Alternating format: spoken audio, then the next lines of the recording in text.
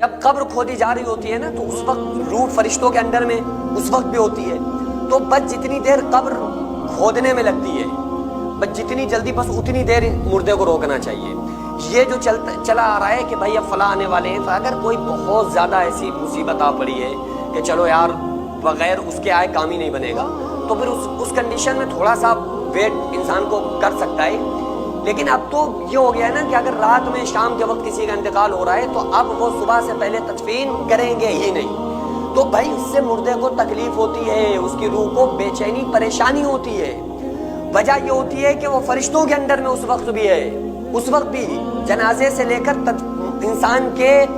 موت کے وقت سے لے کر اور جب تک قبر کے اندر نہ اتار دیا جائے اس کی روح کو فرشتوں کے اندر میں رکھا جاتا ہے۔ تو وہ بڑی جو گناہگار بندہ ہوتا ہے نا، گناہگار روح کے پاس فرشتے آتے ہیں بڑی ڈراؤنی شکل میں، اور اس کے ساتھ کوئی اچھا معاملہ تھوڑی ہوتا ہے۔ وہ تو بس یہ کہتا ہے کہ اے لوگوں بس جلد مجھے مت لے کر جاؤ۔ وہ تو یہی کوشش کرتا ہے، قبر کھودی جا رہی ہے، مردے کو اٹھایا جا رہا ہے، لے کے لوگ چل رہے ہیں، لیکن وہ زبان حال زبان قلب سے یہی کہہ رہا ہوتا ہے کہ اے لوگوں مجھے مت لے کر کے جاؤ،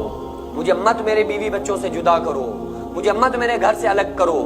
تو وہ بڑا بے چینی کی حالت میں ہوتا ہے۔ لیکن افسوس کہ ہم دنیا والے اس کی آواز کو ہمارے کان نہیں سن سکتے۔ آپ صلی اللہ علیہ وآلہ وسلم نے ارشاد فرمایا کہ اگر مجھے تم سے یہ اندیشہ نہ ہوتا کہ تم اپنے مردوں کو دفنانا چھوڑو گے تو پھر میں اللہ سے دعا کرتا کہ قبر کے عذاب کو تمہارے سامنے ظاہر کر دے، یعنی کہ جو کچھ قبر میں ہوتا ہے وہ تمہارے اوپر ظاہر کر دے۔ لیکن مجھے یہ اندیشہ ہے کہ اگر تمہارے سامنے قبر کا عذاب آ گیا نا کہ یہ قبر کے اندر ہوتا ہے، تو آپ صلی اللہ علیہ وآلہ وسلم نے ارشاد فرمایا تو پھر تم اپنے مردوں کو دفنانا چھوڑ دو گے۔ اللہ اکبر۔ یعنی کہ اب آپ سمجھیں کہ جس عذاب کو سرکار نے ہم سے چھپا لیا وہ وہی عذاب ہوگا نا جس کو دنیا والے دیکھ نہیں سکتے۔ عالم برزخ ہے، وہ کہا جاتا ہے کہ قبر کا حال مردہ ہی جانتا ہے، تو بھائی واقعی قبر کا حال مردہ جانتا ہے۔ آپ صلی اللہ علیہ وآلہ وسلم نے ارشاد فرمایا جب اس کے پاس فرشتے آتے ہیں نا قبر کے اندر تو فرشتوں کی آواز بادلوں کی کڑک جیسی ہوتی ہے، دنیا والے اس کی آواز کو سن لیں تو کانوں کے پردے پھٹ جائیں، بڑی گرجتی ہوئی آواز میں آتے ہیں، ہاتھوں میں ہتھیار ہوتے ہیں، آ کر سوال پوچھتے ہیں، کھڑا بندہ اتر جائے تو پھر اس کے مزے ہی مزے ہیں۔ اور اگر کہیں وہ یہ کہتا ہے کہ میں نہیں جانتا اللہ کون ہے، مجھے نہیں پتا، دین الاسلام سوال پوچھتے ہیں فرشتے کہ تمہارا دین کیا ہے، اگر وہ کہتا ہے ہائے میں نہیں جانتا، اگر وہ اپنے نبی صلی اللہ علیہ وآلہ وسلم کو پہچاننے سے انکار کر دے خدا نخواستہ تو پھر بس اس کی شامت آ گئی۔ بڑے بڑے ہتھیار ہوتے ہیں فرشتوں کے ہاتھوں میں، ایک پہاڑ پہ مارا جائے آقا علیہ السلام نے ارشاد فرمایا تو پہاڑ تحت الثری ساتویں زمین کے اندر گھس جائے اور پھر قیامت تک ان کے اوپر چلتا رہتا ہے۔ یہ سب سزائیں خدا کی قسم ہونے والی ہیں، جو گناہگار ہیں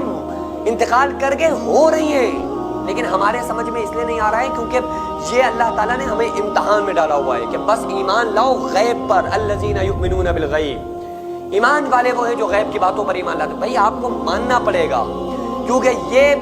فیکٹ ہے کہ جو ہمارے نبی صلی اللہ علیہ وآلہ وسلم نے بیان فرمایا وہ اس میں 100% سچائی ہے۔ اگر ایک انسان یہ کہنا کہ مجھے تھوڑا سا ڈاؤٹ ہے تو خدا کی قسم وہ تو پھر مذہب اسلام سے اس کا تعلق ہی ختم ہو گیا۔ تو یہ ہمارے قرآن نے بتایا ہے، تو ان چیزوں پر یقین رکھنا، اور یہ جو آگاہ کیا گیا ہے وہ کیوں کیا گیا؟ ہم مسجد میں بیٹھ کے بیان سننے کے لیے تھوڑی،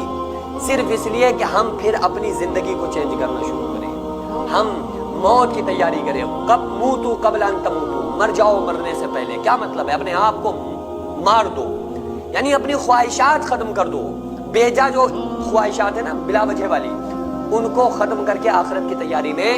لگ جانا، یہی کامیابی اور اسی میں انسان کے لیے بھلائی ہے۔ مدرسہ آپ دیکھ رہے ہیں یہ لیٹسٹ مدرسہ ہے جس کی زمین کو میں نے اپنا کھیت بیچ کر جس کو خریدا